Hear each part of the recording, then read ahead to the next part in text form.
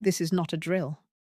And I am not exaggerating when I tell you that what just happened between General Motors and the Canadian government is one of the most explosive corporate showdowns we have seen in years. And if you are an American worker, an American investor, or just somebody who cares about where this country is headed, you need to sit down. You need to pay attention. And you need to hear every single word of what I am about to tell you, because this story is moving fast. It is getting ugly, and the consequences are going to ripple across this entire continent for years to come. Here is what happened. General Motors, one of the most iconic American companies ever built, a company that helped win World War II, a company that put America on wheels, just gutted its operations in Canada. And I mean gutted them. They slashed an entire production shift at their Oshawa assembly plant in Ontario. They threw roughly 500 of their own employees out the door. And when you count the supply chain workers, the parts suppliers, the small businesses that depend on that plant, we are talking about over 1,200 people who woke up one morning with good paying manufacturing jobs and went to bed that night with absolutely nothing. And folks, that is not the worst part, because this was not even the first time GM did this. No, no, no. Just a few months before this, back in October, GM shut down their entire Bright Drop electric van operation at the Cami assembly plant in Ingersoll, Ontario. And that move alone wiped out over 1,000 jobs. So if you are keeping score at home, at that is two massive plant cuts in under 6 months. That is over 2,000 Canadian manufacturing jobs just evaporated. And the reason GM gave was that they needed to realign production.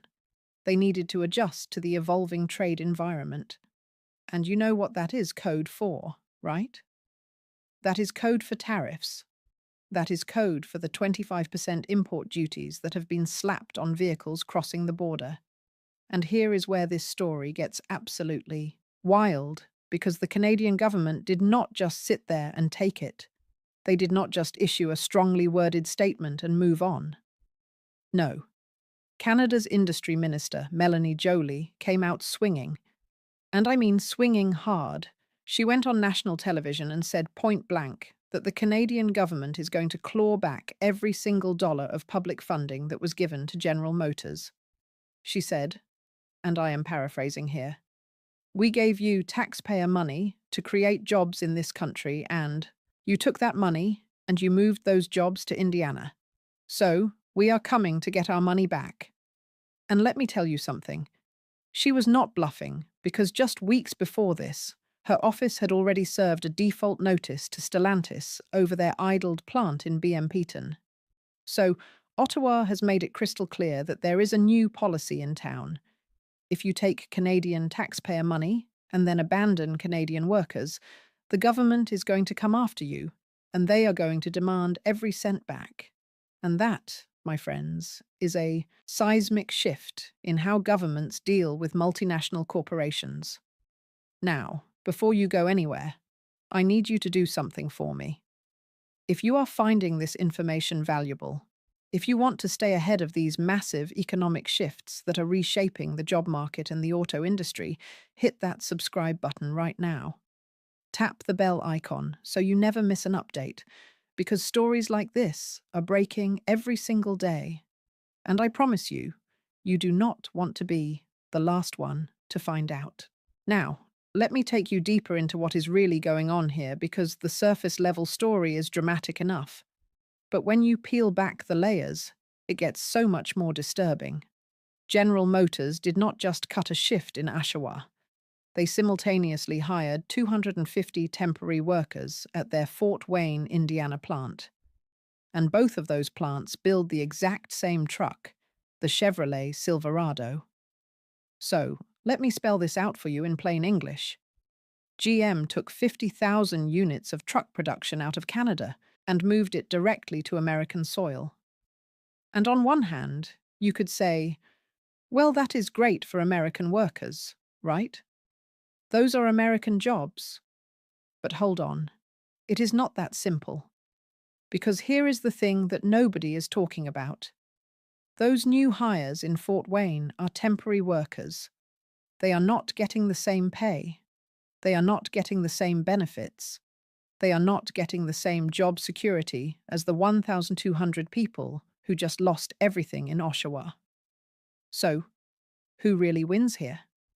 The answer is General Motors wins because they are exploiting the tariff situation to restructure their labor costs.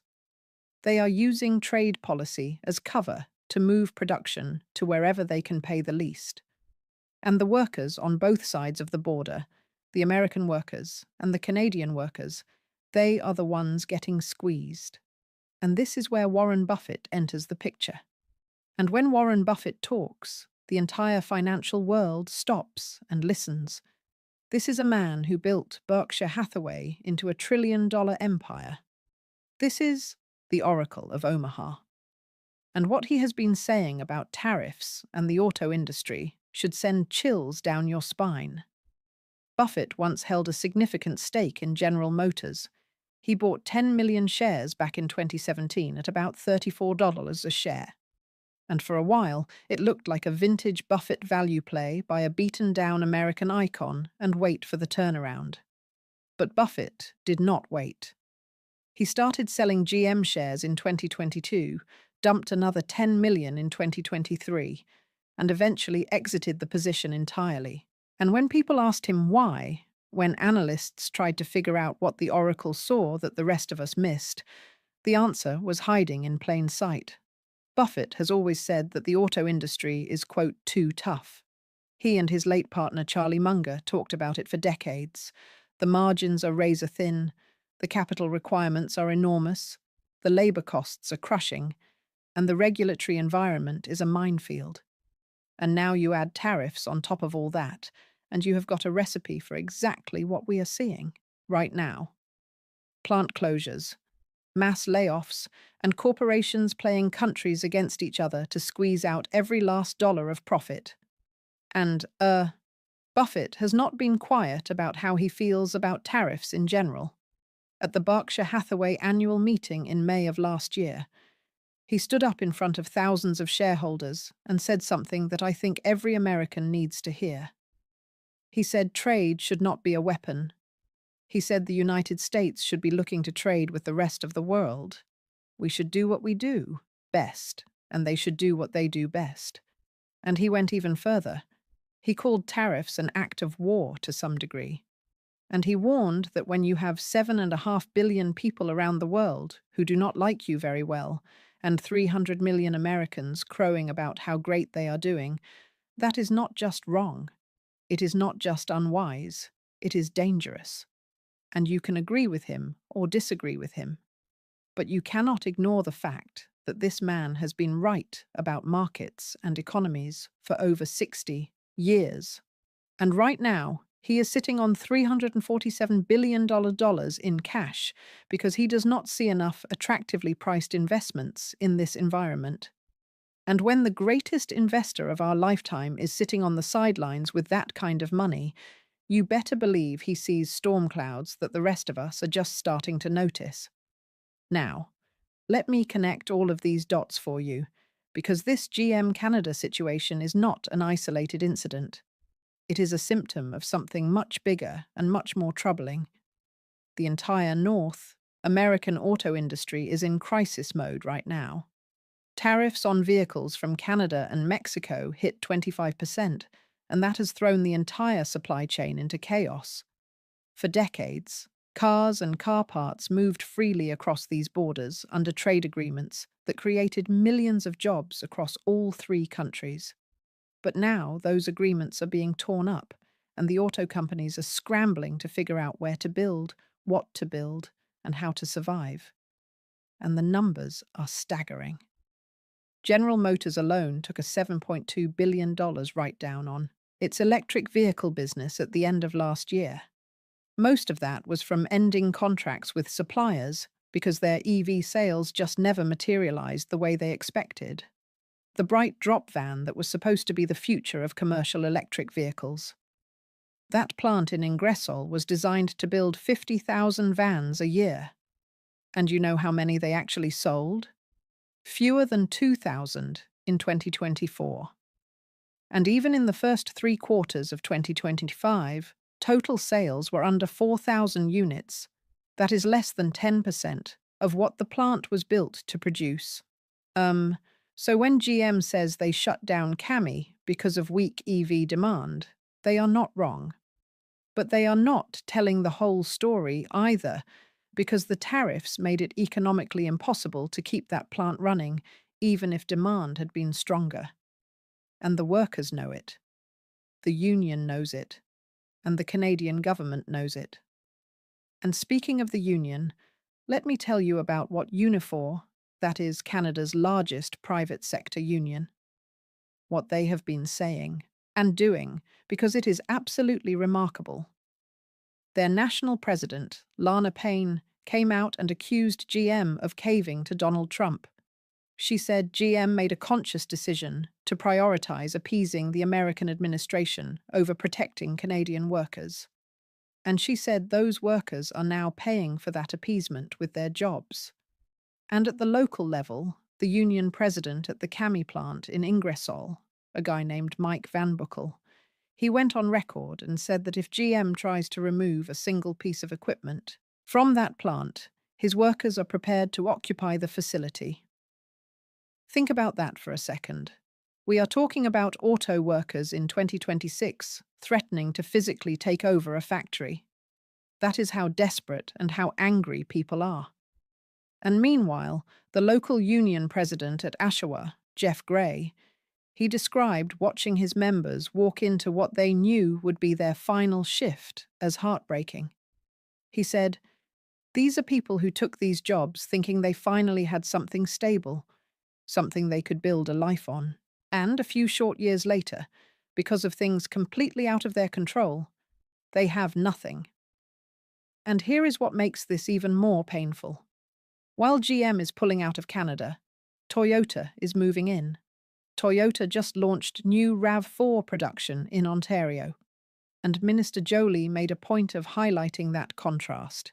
She basically said, "Look, if GM does not want to invest in Canada anymore, fine. We will invest in other players." And some people interpreted that as a veiled reference to Chinese automakers, because there has been a lot of talk in Canada about inviting companies like BYD to set up manufacturing operations there. And if that happens, if China starts building cars in Canada while American companies are pulling out, the geopolitical implications are enormous. You are talking about a fundamental realignment of the North American auto industry that could take decades to sort out. And let me bring this back to what it means for you, for the average American watching this video right now, because you might be thinking, okay, GM is closing plants in Canada. That is Canada's problem. But it is not.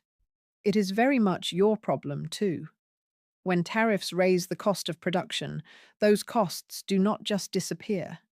They get passed on to you, the consumer, and industry executives are now openly warning that car prices are going to go up. A top executive at Sonic Automotive said during their earnings call that the tariffs are too high and automakers are going to start passing those costs through. He said, "The affordability crisis is coming. Maybe not today, maybe not next month, but by the middle of this year, you are going to start feeling it when you walk into a dealership. New car prices have nowhere to go but up," he said, "and they are not going to sit back and lose billions and billions of dollars. They just cannot." Toyota confirmed that tariffs cost them roughly $8 billion in just 9 months, and they called those tariffs highly disruptive and unsustainable. General Motors and Ford have each absorbed billions in tariff costs and said they expect to keep bleeding money in 2026. And the kicker is the Supreme Court actually struck down some of the reciprocal tariffs recently, but the auto industry-specific tariffs are still in place because they were imposed under national security grounds through a different legal authority. So even with the court ruling the 25% duties on imported vehicles and parts from Canada and Mexico are not going anywhere. at least not yet. And that means the pressure on automakers and the pressure on your wallet is only going to intensify. Let me paint you a picture of what this looks like on the ground.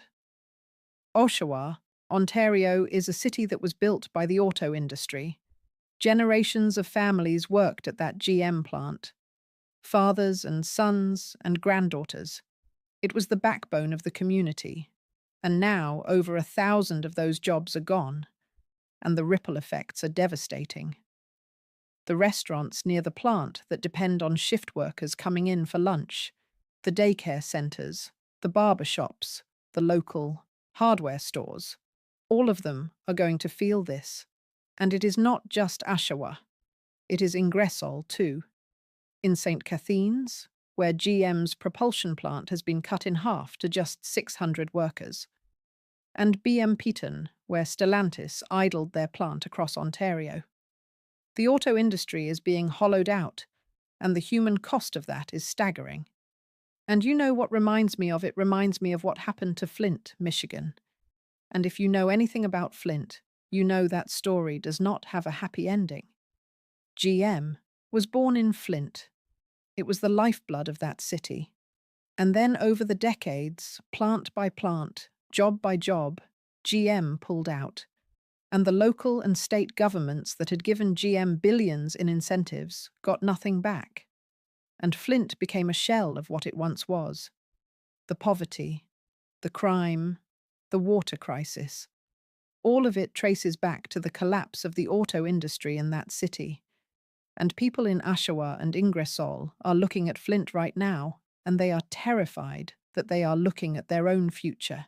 Now, I want to shift gears slightly and talk about the bigger investment picture here, because whether you own GM stock or not, what is happening in the auto industry right now is a canary in the coal mine for the broader economy. When Warren Buffett dumps his entire position in an American automaker and then goes on national television and says trade should not be used as a weapon, and then his company issues quarterly reports warning that tariffs could have adverse consequences on most, if not all, of their operating businesses, that is not just one billionaire complaining. That is a signal. That is a flashing red warning light. And the fact that Berkshire Hathaway is sitting on nearly $350 billion in cash, the most they have ever held. That tells you that the smartest money in the world does not see enough certainty in this economy to put capital to work. And that should concern every single one of us. GM's own projections tell an interesting story too. They have forecasted earnings per share of 11 to 13 for 2026, which would be a huge jump from the $327 they earned in 2025. But here is the catch. 2025's numbers were distorted by that massive $7.2 billion EV write-down. So the comparison is misleading. And even if GM hits those targets, the underlying business is still dealing with tariff headwinds, declining EV market share, a hostile trade environment with one of their biggest production partners, and a Canadian government that is actively trying to claw back subsidies. So yes, the stock is trading at more than double what Buffett originally paid for it. But Buffett does not care about what the stock price was. He cares about what the business looks like going forward, and he clearly decided the auto industry is not where he wants to be. And this brings me to something that I think is really important, and that nobody else is saying. We are witnessing the end of an era in North American manufacturing. The era where you could build a car with parts from Canada, Mexico, and the United States seamlessly, where supply chains were optimized for efficiency, not politics, where workers on both sides of every border benefited from the free flow of goods and capital. That era is dying. And what is replacing it is an era of economic nationalism, where countries are weaponizing trade, where corporations are playing governments against each other, and where workers everywhere getting caught in the crossfire. And whether you think tariffs are a necessary tool to protect American jobs or a dangerous weapon that hurts everybody, the reality on the ground is clear. Real people are losing real jobs. Real communities are being devastated, and the auto industry as we knew it is being fundamentally reshaped in real time. And so here's my question for you, and I really want to hear your answer in the comments below. Do you think what GM did was the right business decision? Do you think Ottawa was right to demand their money back? Do you think tariffs are helping or hurting American workers in the long run? Drop your thoughts below because this is a conversation that matters. This is not just about cars. This is about the kind of economy we want to live in. And while you are down there, if you have not already, smash that subscribe button and hit the bell because I am going to be following this story as it develops. There are more plant decisions coming. There are more trade negotiations happening. The USMCA agreement is up for review in 2026, and whatever comes out of that is going to determine the fate of millions of jobs across North America. So, do not miss what comes next. Let me also address something that I know some of you are thinking. Some of you are thinking, good, let Canada deal with it. Those jobs should be in America anyway. And I understand that instinct. I really do. But here is what I need you to understand. When you disrupt a supply chain that took 30 years to build, you do not just magically create better jobs in America overnight. What you create is chaos. What you create is uncertainty. And uncertainty is the enemy of investment. It is the enemy of job creation. It is the enemy of economic growth. And we are seeing that play out right now.